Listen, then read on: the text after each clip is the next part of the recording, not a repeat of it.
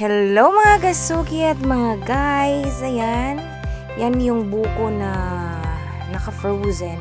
Yan yung mga sangkap para sa gagawin kong buko fruit salad. Ayan yung mangga, may papaya, tsaka may avocado daw yan na para siyang melon.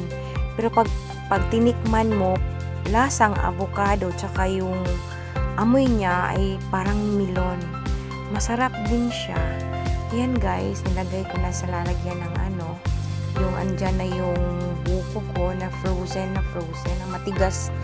Yan, kailangan patigasin kasi baka masira. Ayan. So nilagay ko sa freezer, tsaka ko mini-mix yan. Yan yung sinasabi kong avocado. Diba kakaiba yung kulay, para siyang Chinese melon. Ayan o, yan yung sinasabi kong avocado na parang melon. Lasang avocado pero yung amoy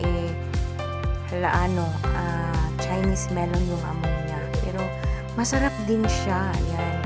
So, nalagay ko dyan sa lalagyan at imimix ko yan. Nilalagyan ko rin ng whole kernel na sweet corn. Ayan. Tsaka ko lalagyan ng cream densada, combination of all-purpose cream at saka yung condensed milk. Ayan. So, ayan guys. Ayan pagkatapos nyan, may cheese pa pala. Nilalagyan ko pa ng cheese at di ko na ipapakita yung nilagyan ko rin yan ng raisins kasi mahilig ako sa cheese at saka sa raisins. Ayan. Yan yung sinasabi kong cream densada para isahan na talaga. Ayan.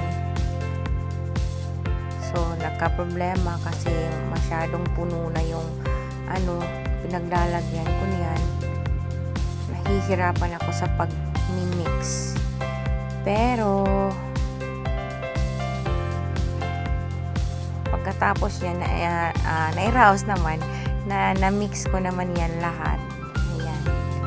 Ayan nilagyan ko rin ng evap na milk para may sabaw kasi hindi ko nilagyan ng sabaw ng buko kasi baka masira, madaling mapanis kasi yun, kaya hindi ko siya inilagay. Yung gatas na lang, yung evaporada yung nilagay ko, pero at least may sabaw yung buko fruit salad ko.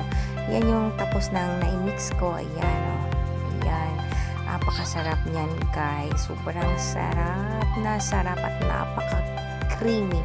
Thanks for watching!